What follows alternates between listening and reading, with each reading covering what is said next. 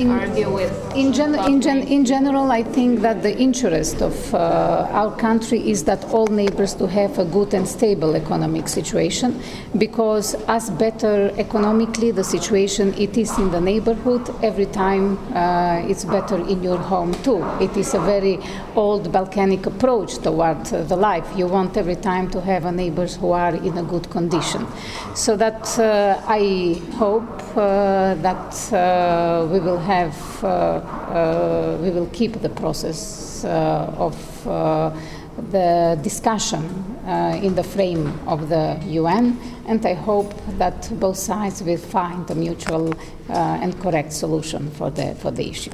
Do you think that the new initiative of the European Commission, the high-level accession dialogue, would bring any results before the actual accession talks start? Yes, I think that high-level accession dialogue, it is a very important instrument.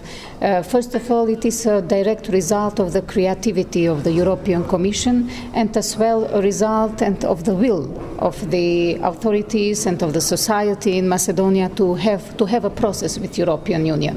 The high-level accession dialogue, it is an instrument who is somehow bridging process until we don't have still a solution of the problem with the name, to work in the issues which are important for European Union and for Macedonia concerning a democratization, reforms, freedom of expression and the economic criteria.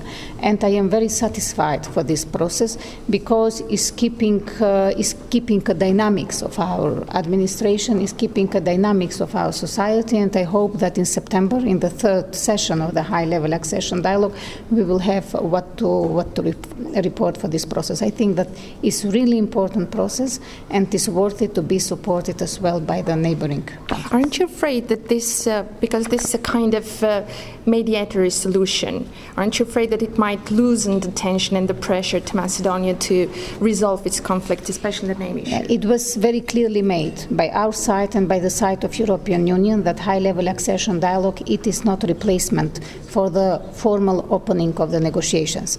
But until, because of the different reasons, because of the situations in other countries too, we are not in a position to open formally the negotiations. I think that this moment of informal going on, especially with chapters 23 and 24, it is crucial for the internal democratic processes, and I think that it will not put out the pressure, it will make more pressure on us in order to fulfill more the European criteria, which is important. Is Macedonia stable now? I think in general that Macedonia, it is a stable country, normally with all elements that each multi-ethnic democracy has. Multi-ethnic democracies are normally, they have their elements of their fragilities, but that's the reason why the responsibility of the political elites and political leaders who are leading such kind of the countries is higher. But I don't think that the stability of the country is under the question. Is there a country in the Balkans that you see some kind of similarities with, that you would like to follow the example of? I think that in general each Balkanic country had its own story concerning the accession and in their democratization process. I think that maybe we have one common similarity concerning the level of democracies in our country and the way how we handle interethnic sometimes relations. But in general, I don't think that we can very much follow the examples of each other. I think that it's better if we all together follow the logic of the cooperation with Brussels and of the good neighboring relations. I think that this is the best way who will be helpful for the region and for the maybe nations. Not example, but lessons to be learned. Our lessons to be learned from our past, we have a lot.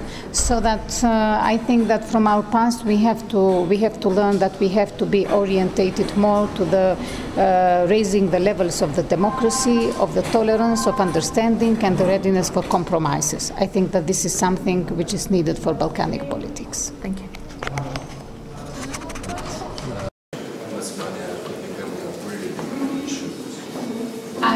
I think and I believe in a good neighboring relations, and normally that I expect that especially the countries who are the first neighbors of Republic of Macedonia, to be very supportive, more supportive than everybody, of membership of Macedonia to NATO and EU.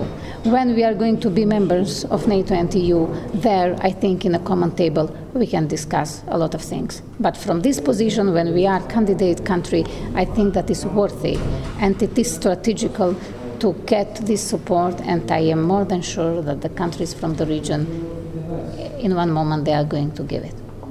So you don't accept it as an interference in your argument with Greece? That's all my comments. I think that everybody in the region is good to keep and to stick to the European perspective of the region. It's better than to go back with the issues which anyway are complicated. Okay, thank you very much. Thank you.